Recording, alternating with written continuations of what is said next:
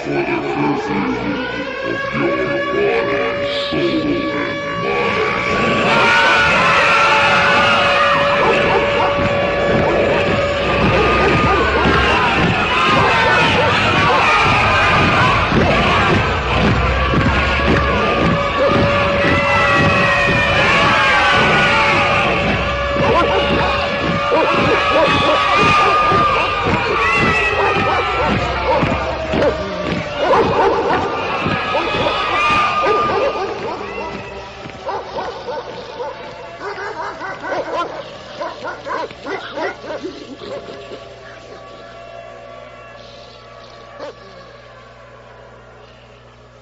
Good evening and welcome to the Hour of the Time. I'm your host, William Cooper.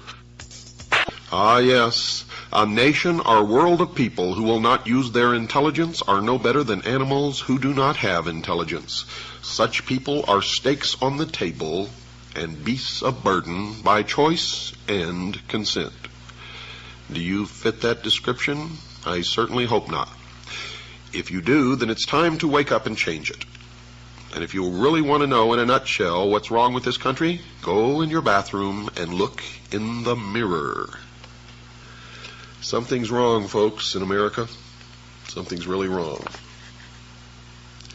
Something is destroying everything that we've ever held dear in this country. What is it? Well, if you've been listening to this show, many of you already know what it is. If you've just been listening to the show for a little while, you may have some idea, but you're not quite really sure yet what's going on. Well, I'm going to tell you right now, it's all about religion. Whether you're religious or not doesn't make any difference. It's all about religion. Whether you believe in God or not, it doesn't make any difference. It's all about a big battle between good and evil. And most of it, I got to tell you, exists in the minds of men. Some of it's real. The question is, what's real? What's deception? What should we be paying any attention to? What is it that's driving us insane? Yes, something is wrong in America. The sound you hear is dripping blood. This is the start of Black Sunday. Today's newspapers, folks, are full of stories about the rampant rise in divorce rates, the increasing abuse of children by some parents, increases in the incidence of rape pornography being read by an increasing number of people, more crimes against property, demands for world government, urgings for national borders to fall, Christian churches being closed because they will not seek licensing by the state, etc., etc., etc., and I could go on and on and on and on and on. But why? Why are these things happening?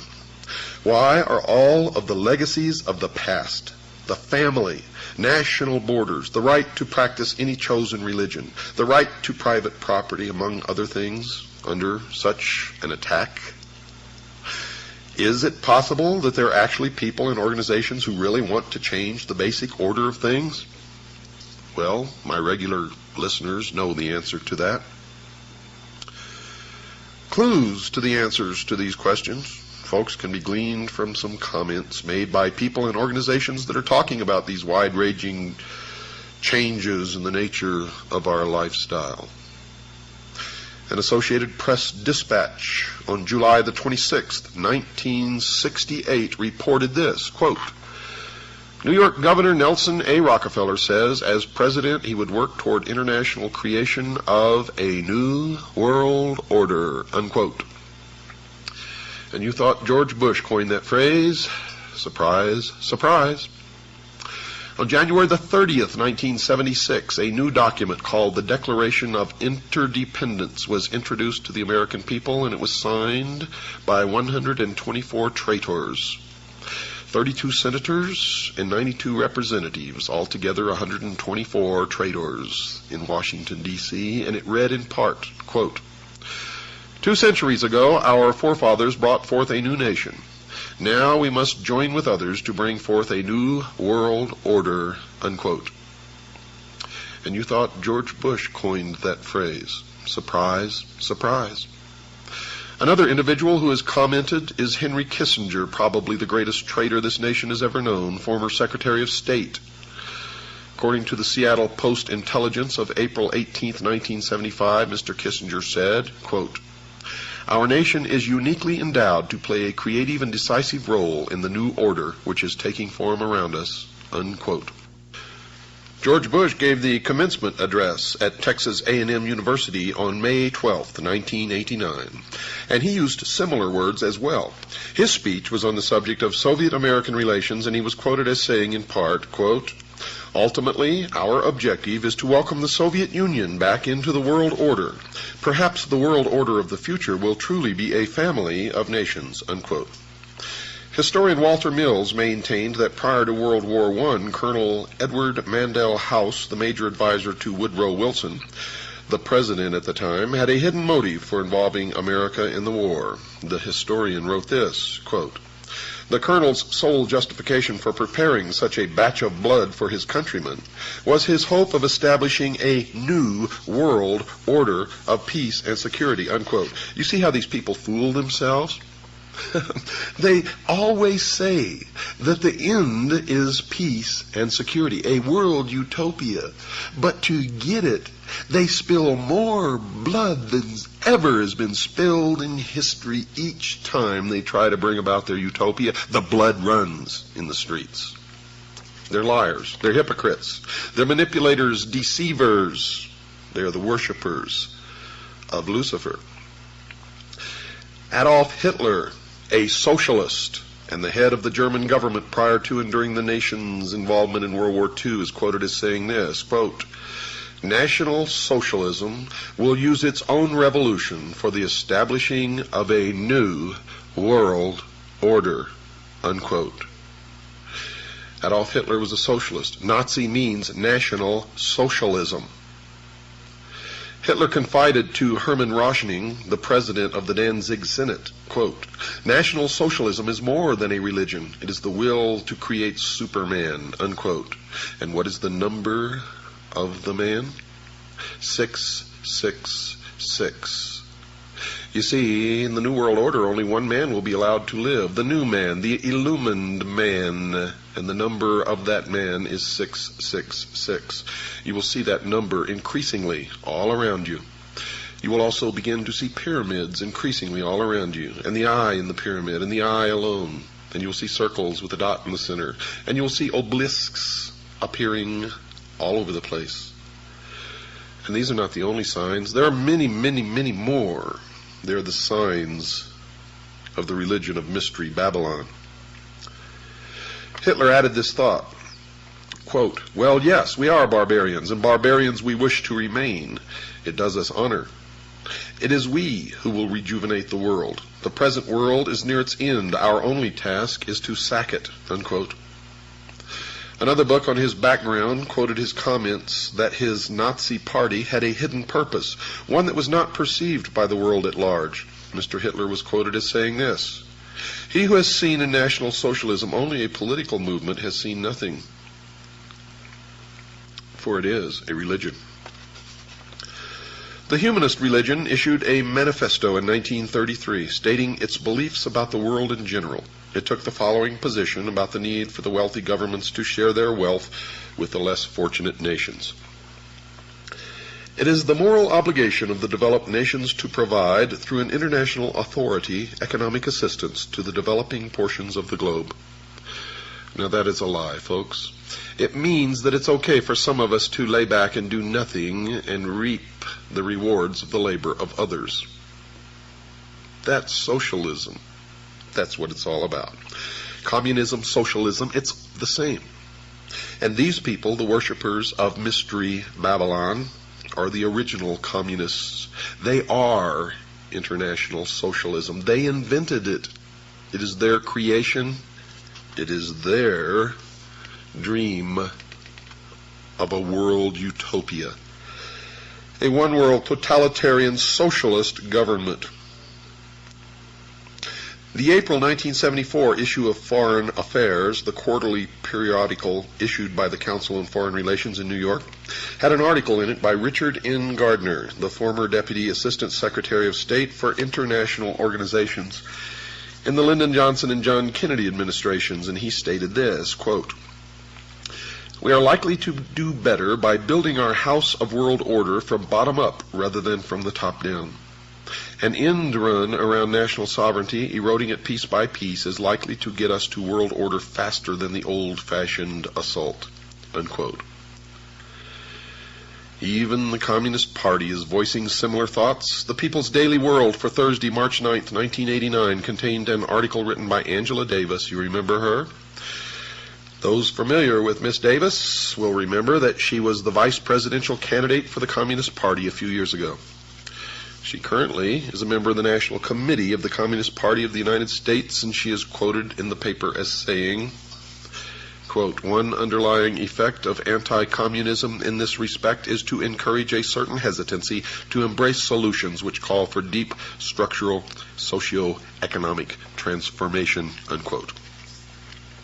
Another communist, Alexei Kovylov, spoke at an evening meeting held at Windstar, Colorado in August 1985, and gave the participants in attendance a surprise presentation. He spoke about the 12th World Festival of Youth and Students held in Moscow a few months prior to his lecture. He said, quote, "There were 3 programs. The first was political and dealt with the various issues of peace and disarmament. The second was dedicated to environmental issues and to the new international economic order," unquote.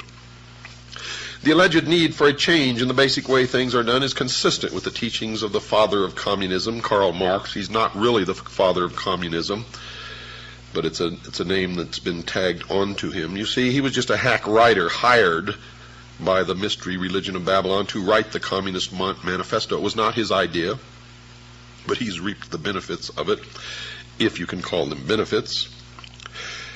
But he co-authored the Communist Manifesto with Frederick Engels, another hack writer, in 1848. Mr. Marx wrote that the communists, quote, "openly declare that their ends can be attained only by the forcible overthrow of all existing social conditions," unquote.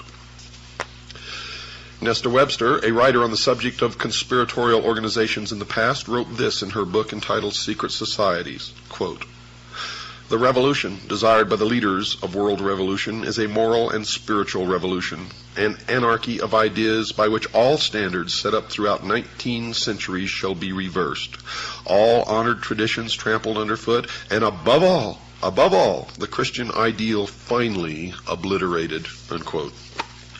Some of the Catholic popes in the past have commented on the major changes coming in the future. One such pope was Pope Pius XI, who wrote the following in 1937. "Communism has behind it occult forces for which a long time have been working for the overthrow of the Christian social order," unquote. One of the popes who preceded him, Pope Pius IX, wrote this in November 1846 about the changes that he saw in the future. Quote, "That infamous doctrine of so-called communism is absolutely contrary to the natural law itself, and if once adopted, would utterly destroy the rights, property, and possessions of all men, and even society itself," unquote. Now, don't get all worked up about what the Pope says, because they have succeeded now with this Pope in putting one of their own upon the throne of the Vatican. It had long been their dream, and now it is true. And the bans have been lifted against Catholics joining secret societies. And many of the hierarchy of the Vatican belong to the secret societies, the Freemasons, Propaganda 2, etc., etc., etc. You will find an obelisk, the symbol of the phallus, the penis of Osiris, in the Vatican courtyard. If you don't believe me, go look. Another individual who wrote about the future was Dr. Jose Arguelles of an organization known as the Planet Art Network. Dr. Arguelles wrote, quote, "Also implicit in all these events is a call for another way of life, another way of doing things, a redistribution of global wealth. In short, a new world order," unquote. Now, just what the future society was that these people are talking about was described in a brief manner by Marilyn Ferguson in her book entitled The Aquarian Conspiracy, and she wrote this, quote, "The New World is the old, transformed," unquote. Another clue about what is in store for the future world was offered by Dr. James H. Billington, who received his doctorate as a Rhodes Scholar. Where have you heard that before? You have a Rhodes Scholar sitting in the Oval Office right now. Received his doctorate as a Rhodes Scholar at Oxford University and has taught at Harvard and Princeton universities. He wrote this in his book entitled Fire in the Minds of Men. Quote, "This book seeks to trace the origins of a faith, perhaps the faith of our time. What is new is the belief that a perfect secular order will emerge from the forcible overthrow of traditional authority," unquote. You hear that? They believe a perfect secular order will emerge. Nothing perfect will ever emerge from the minds of imperfect men, and no men will ever be ruled by other imperfect men in any kind of a perfect utopian order, secular or otherwise. That is why we must be eternally vigilant. Eternally vigilant. That these future changes would involve force and slavery was confirmed by B.F. Skinner, chairman of the psychology department at Harvard University. In his book entitled Beyond Freedom and Dignity, Dr. Skinner has been called the most influential of living American psychologists by Time magazine. So the world should listen to the professor when he speaks. The magazine told the reader what the message of Professor Skinner's book was. Quote, "We can no longer afford freedom, and so it must be replaced with control over man, his conduct, and his culture," unquote. Not long ago in the Los Angeles Times, there was an article called 10 Forecasts for the Coming Decade. One of these was chemical or electronic implants to control individual behavior on a 24-hour basis. Another student of these changes is Alvin Toffler, who wrote this in his book entitled The Third Wave. And you should read everything that he's written, by the way, because what he's writing is what is coming. Quote, "A new civilization is emerging in our lives.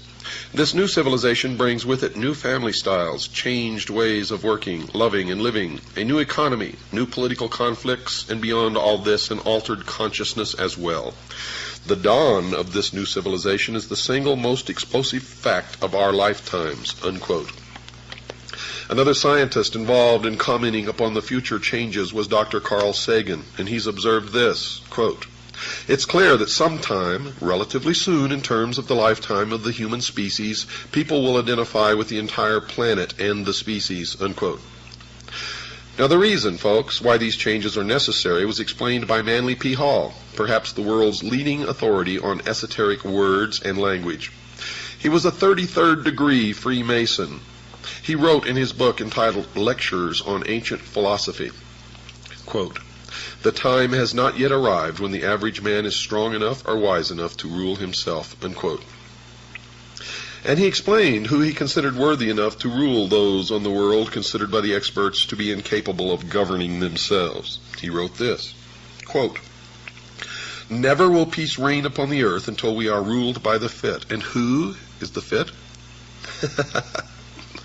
Why, them, of course.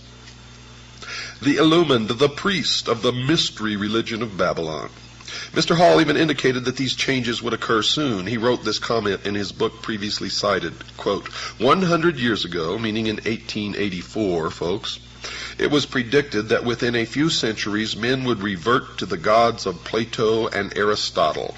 We may all look forward with eager anticipation to that nobler day when the gods of philosophy once more shall rule the world, unquote. Aldous Huxley, in his book called Brave New World Revisited, quotes a character called the Grand Inquisitor in one of Fyodor Mikhailovich Dostoevsky's parables as saying this, quote, "In the end they, the people, will lay their freedom at our, the controller's feet, and say to us, 'Make us your slaves, but feed us,'" unquote. The Tucson Citizen newspaper of November the 3rd, 1988, printed a photograph of a group of people involved in a march for literacy, and it clearly demonstrated that at least some people in America are now asking their government to make them their slaves. The picture showed a demonstrator carrying a picket sign that read, quote, "Uncle Sam, we want you to support us," unquote. Mr. Huxley gave us a date when we could expect these changes to occur. He wrote the following in his book written in 1958, quote, "The 21st century will be the era of world controllers," unquote. And then he told us why these controllers would not fail. Quote, "The older dictators fell because they could never supply their subjects with enough bread, enough circuses, enough miracles and mysteries. Under a scientific dictatorship, education will really work, with the result that most men and women will grow up to love their servitude and will never dream of revolution. There seems to be no good reason why a thoroughly scientific dictatorship should ever be overthrown," unquote. Someone who might have given the world the date for the commencement of these predicted changes was Zbigniew Brzezinski, a Marxist, President Jimmy Carter's national security advisor during his 4-year administration. And he wrote the following in his book entitled Between Two Ages, by the way. You should read every book that he's ever written. You will be angered. Quote, "Either 1976 or 1989, the 200th anniversary of the Constitution could serve as a suitable target date for culminating a national dialogue on the relevance of existing arrangements, the workings of the representative process, and the desirability of imitating the various European regionalization reforms and of streamlining the administrative structure," unquote. And it did begin exactly when he said it would. So the people of the world can now determine what those changes are that those in the positions of implementing changes have in store for them. In summary, folks, these changes are: the old world is coming to an end. It will be replaced with a new way of doing things. The new world will be called the New World Order. This new structuring will redistribute property from the have nations and will give it to the have-not nations. The New World Order will include changes in the family, the workplace, religion. The United States will play a major role in bringing it to the world. World wars have been fought to further its aims. Adolf Hitler, the Nazi socialist, supported the goal of the planners. The majority of the people will not readily accept the New World Order, but will be deceived into accepting it by two strategies.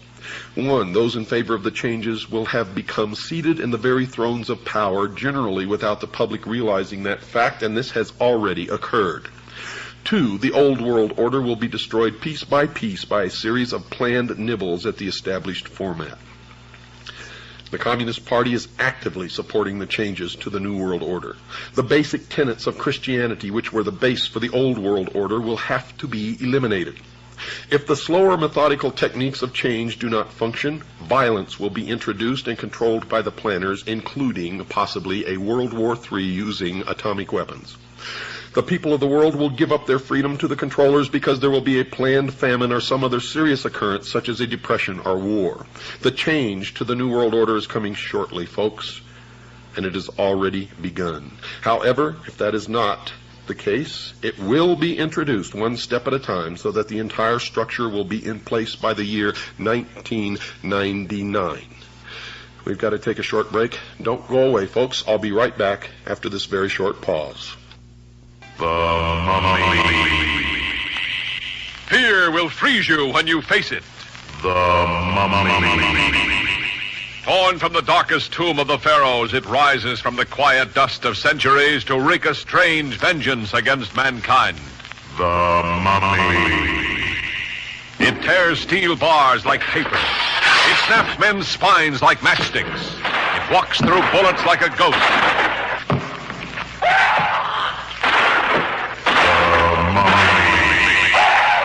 It sees without eyes, it lives without breath, yet its desires are strangely, madly human. The motion picture screen's most shocking experience in suspense. In chilling technicolor, The Mummy.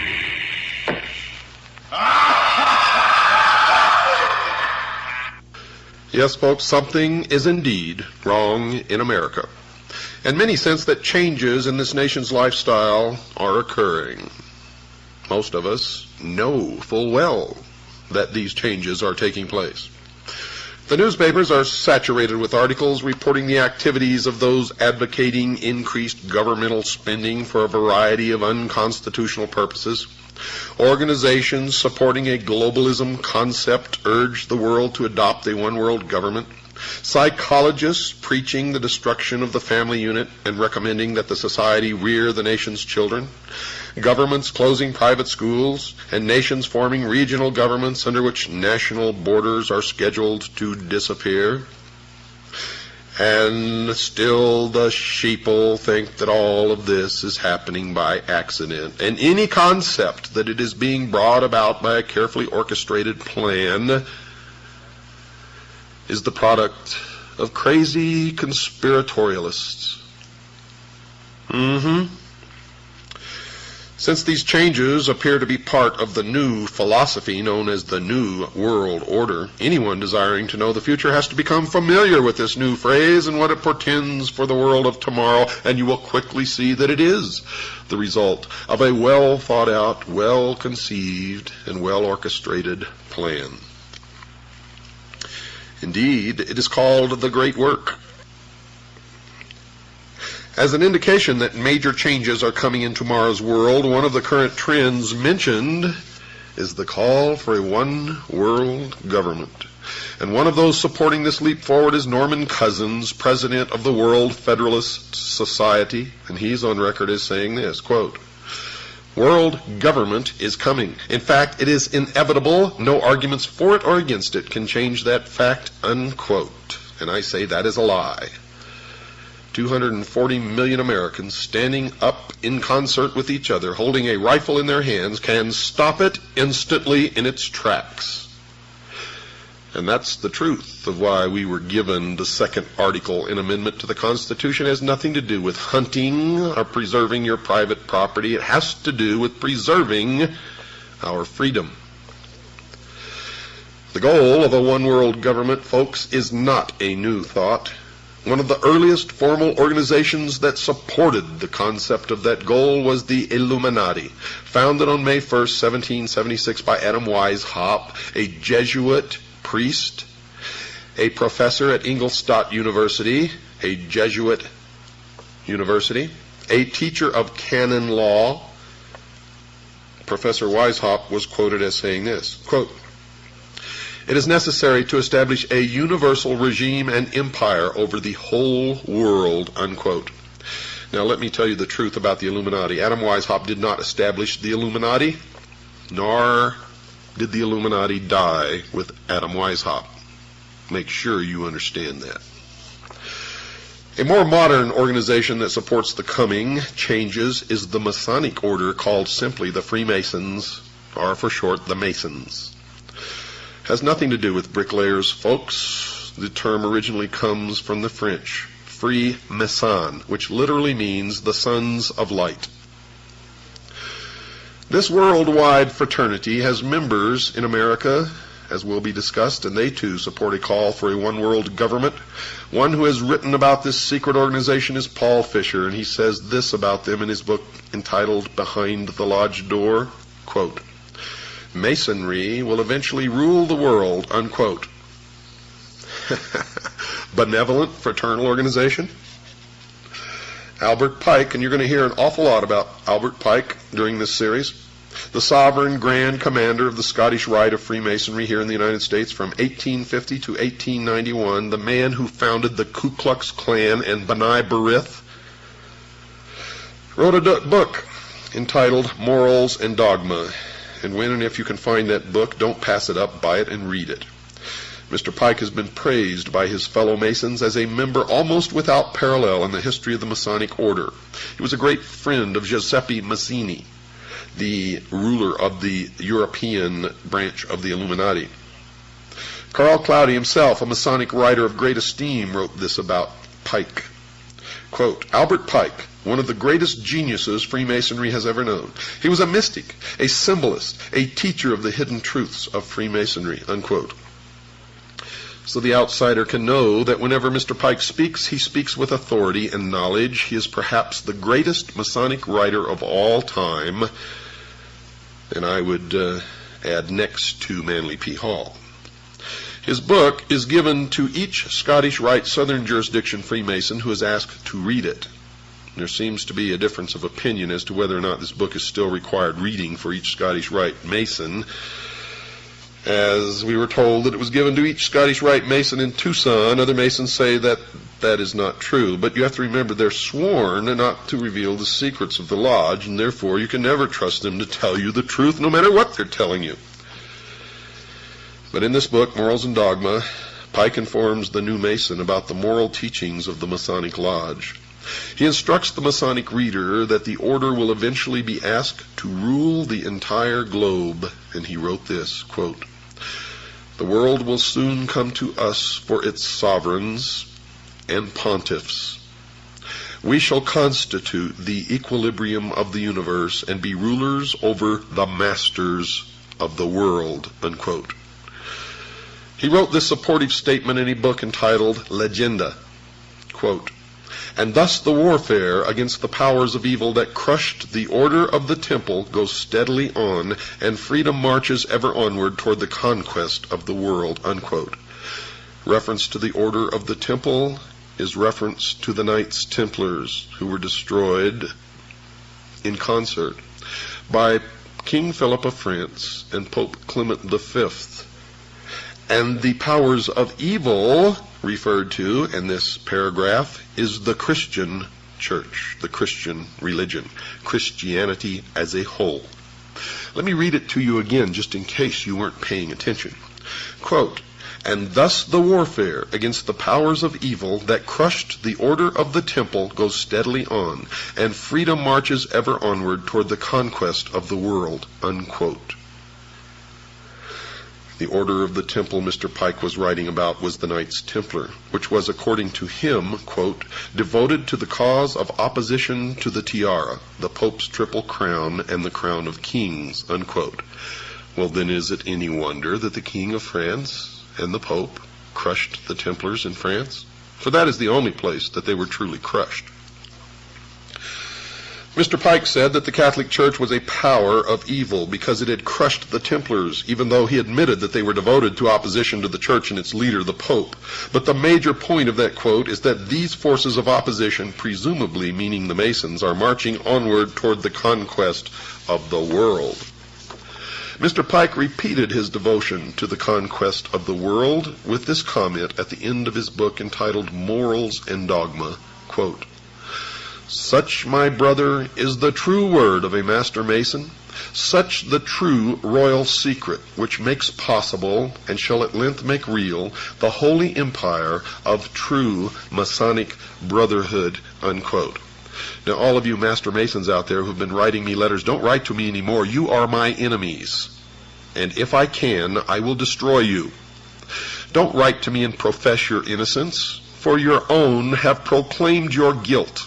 And if you are truly innocent, then you're just a foolish dupe, and you better get out while you can. The major worldwide movement that champions a one-world government, folks, under a religious leader is a new phenomenon occurring worldwide called the New Age movement, a creation of Freemasonry. The newspaper put out by the Scottish Rite of Freemasonry is called The New Age. Tex Mars, a researcher into this new religion, has written 2 books on the subject. Both of these books are excellent primers for those who wish to know more about the beliefs of this religion. The 2 books are entitled Dark Secrets of the New Age and Mystery Mark of the New Age, and he has written, quote, "The New Age movement has undeniably taken on the definite form of a religion, of course, because it is Mystery Babylon." He goes on to say, "complete with an agreed-upon body of doctrine, printed scripture, a pattern of worship and ritual, a functioning group of ministers and lay leaders," unquote. Another writer who has written 2 books on the New Age religion is Constance Cumby. Her 2 books are called The Hidden Dangers of the Rainbow and A Planned Deception. She has written this, quote, "The New Age movement is a religion, complete with its own Bibles, prayers, and mantras, Vatican City, Jerusalem equivalents, priests and gurus, born-again experiences, they call it rebirthing, spiritual laws and commandments, psychics and prophets, and nearly every other indicia of a religion," unquote. The new religion has a series of leaders.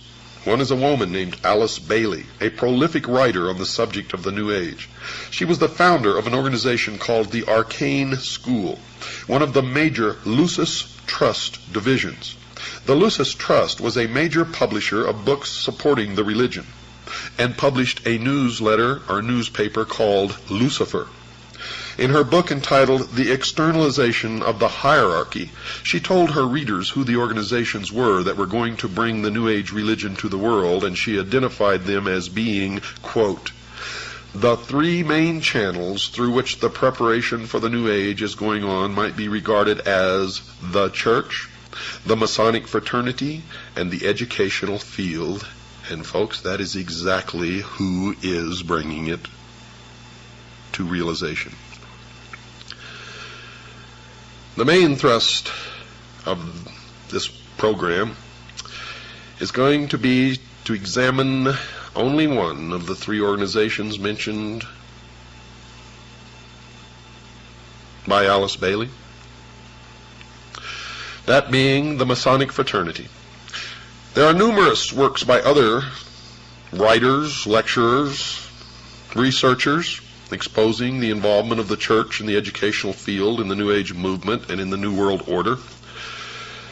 So I'm not going to attempt to duplicate those efforts. However, only a few are aware of the involvement of the Freemasons, and that is why I have chosen to concentrate on that organization, Mystery Babylon. And the reason I'm concentrating on that organization is because it is their members who have infiltrated the church and the educational field who control those other two organizations. So really there's only one organization that needs to be dealt with, and that is Freemasonry. Another major writer on the New Age movement is Benjamin Krim, and he admitted in his book entitled The Reappearance of the Christ and the Masters of Wisdom that, quote, the new religion will manifest, for instance, through organizations like Masonry. In Freemasonry is embedded the core of the secret of the occult mysteries, unquote. So, Masonry conceals a great mystery inside its temples, one that is connected somehow to the New Age movement. The Masons admit in some of their writings that they too are anticipating a New Age, a series of major changes. Henry Clausen, the past sovereign Grand Commander, the equivalent of their president of the Scottish Rite of Freemasonry, has been quoted as saying this, quote, we look towards a transforming into a new age using, however, the insight and wisdom of the ancient mystics, unquote. The Masons claim that the things that they believe in are as old as the ancient civilizations. They also claim that these mystics, the ancient philosophers, had the wisdom of all ages and that somehow this knowledge has become lost through the centuries. Humanity today does not possess this knowledge, but it has become the task of the Masons and other truth seekers who turn out in every case of investigation to be liars and deceivers and manipulators, to rediscover these principles for the benefit of all mankind. Those possessing this knowledge will correct the world's current problems. Some of the Masons also claim to have identified the cause of these problems.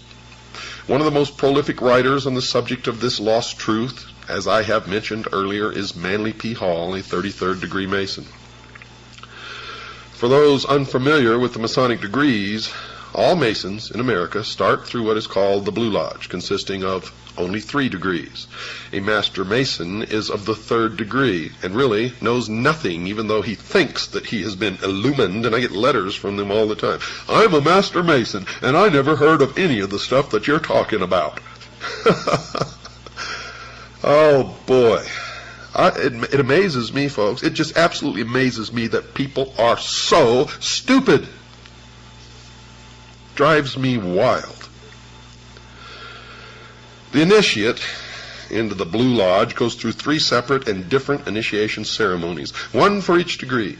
After completing these ceremonies, he may stay where he is or choose to affiliate himself with either the York Rite, which has 13 degrees, or the Scottish Rite, which has 32, and then the meritorious 33rd. The latter is divided into 2 separate jurisdictions, the Southern and the Northern. And these are based primarily on state borders, and whether one joins one or the other depends on where the initiate lives. The 2 Scottish rites have an additional 29 degrees, making for a total of 32. There is one more degree called the 33rd degree, which is honorary, and only a few are invited into that degree, and to even be considered, they must perform some major work toward the completion of the great work, which is the plan to bring about the utopia on earth, the socialist dream. The York Rite has a total of 9 degrees. However, since little has been revealed about this order, we will concentrate on only the Scottish Rite, and in particular the southern jurisdiction. Well, I've since discovered that the York Rite has a total of 13 degrees, folks, not just 9. Mr. Hall has written a book entitled Lectures on Ancient Philosophy, in which he talks a great deal about the Masonic fraternity. And this is his comment about the coming changes. Quote, "A new day is dawning for Freemasonry. From the insufficiency of theology and the hopelessness of materialism, men are turning to seek the God of philosophy." Unquote. Notice that Mr. Hall has said that current theology, obviously current religion, has proven insufficient. Also, he feels that materialism, meaning the right to private property, is also a failure. But more importantly, he points out that this new God of the Freemasons is somehow different from the God of the Jews and Christians, as will be illustrated later. Some of the Masons believe that the God of the Bible is a God of evil. Helena Petrovna Blavatsky, perhaps the founder of the current New Age movement, has also determined that the Masons are somehow supportive of her religious views. She wrote this in her book entitled The Secret Doctrine. Quote, "At the end of the 18th and the beginning of the 19th centuries, many Freemasons traveled to Tibet, where they were initiated into the esoteric, defined as intended for or understood by only a chosen few as an inner group of disciples or initiates, by an esoteric order of the Masters of Wisdom." Unquote. It should be expected that she would support the Masonic fraternity. In 1875, she founded an organization called the Theosophical Society, basically dedicated to teaching the world about her new secret religion. One of the earliest members of that organization was Albert Pike, later to become the Sovereign Grand Commander of the Scottish Rite of Freemasonry. Albert Pike, who later became a 33rd degree Mason, the highest degree attainable, also saw that there were some significant changes coming, and that he was supportive of those changes. He wrote the following in his book entitled Morals and Dogma. Quote, "We can look on all the evils of the world and see that it is only the hour before sunrise and that the light is coming." Unquote. Now, if Mr. Hall is right, the evils that his fellow Mason Albert Pike saw are connected to current religion, and that which is coming is somehow different from these religious views. Mr. Hall, who is mentioned previously as another 33rd degree Mason, also wrote that a new day was coming and that it was not too far into the future. Quote, "A new light is breaking in the east." The significance of the location, the east, I have already pointed out. It is the point where the sun rises. "A more glorious day is at hand. The rule of the philosophic elect, the dream of the ages, will yet be realized and is not too far distant." Unquote. So, Mr. Hall is also expecting that these changes are about to occur in the not too distant future. Someone who attempted to zero in on when these changes were expected to occur was Alice Bailey, previously mentioned. She wrote about when she thought the New Age would arrive. Quote, "Eventually there will appear the Church Universal, and its definite outlines will appear towards the close of this century." Unquote. And you have already seen the emergence of the Universalist Church. Since she wrote early in the 20th century, we can see that she was predicting the eventual arrival of the New Age sometime around the 1990s. This estimate of that date is not too far wrong, as will be demonstrated later in this series of programs. Whatever is coming in the future, some New Agers have told us that they expect that it will last for a long time. One such writer is Ruth Montgomery, who wrote that she saw that the new religion would rule the earth for 1,000 years. She wrote the following in her book entitled Herald for the New Age. Quote, "The New Age, the millennium, a millennium is a period of 1,000 years, will see an end to that strife, at least for 1,000 years." Unquote. Now, just what the New Age religion that will last for at least 1,000 years on earth, what is it? One who attempted to answer that question was Constance Cumby in her book entitled The Hidden Dangers of the Rainbow. She wrote that these were the basic tenets of the new religion. Listen closely. The plan for the future includes the installation of a New World Messiah, the implementation of a New World government and New World religion under Maitreya, an individual who will be examined later in this series of programs. 2. A universal credit card system will be implemented as a cashless society. 3. A World Food Authority will control all of the world's food supply. 4. A universal tax. 5. A universal draft. And 6. They intend on utterly rooting out people who believe the Bible and worship God, and to completely stamp out Christianity from the face of this earth. As was discussed prior to this summary, certain people have indicated that they see the Catholic Church as an enemy. Here, Mrs. Cumby says that they see not only Catholicism as the enemy, they also see all of Christianity as an enemy. Whatever the New Agers believe in, folks, it appears to be growing in popularity. Bantam Books, one of this nation's leading publishing houses, has reported that the sales of their New Age titles has increased tenfold in the past decade. Time magazine reports that the number of New Age bookstores has doubled in the past 5 years to a total of about 2,500. According to an article in Forbes magazine, quote, publishers estimate that total sales of New Age titles today are at least $100 million at retail, unquote. So whatever they believe in, many believe in it. But perhaps the most insightful comment about the nature of what the New Age religion believe in and who they worshipped as their God was written by Mrs. Cumby in her book entitled The Hidden Dangers of the Rainbow. She wrote that they had, quote, the intent of bringing about a new world order, an order that writes God out of the picture and deifies Lucifer, unquote. So if Mrs. Cumby and the other writers on the subject are right, the New Age movement needs to be studied in some depth. We know that the goal of Freemasonry, at least that which is stated, is to bring about the new man, the illumined man, and the number of the man is 666.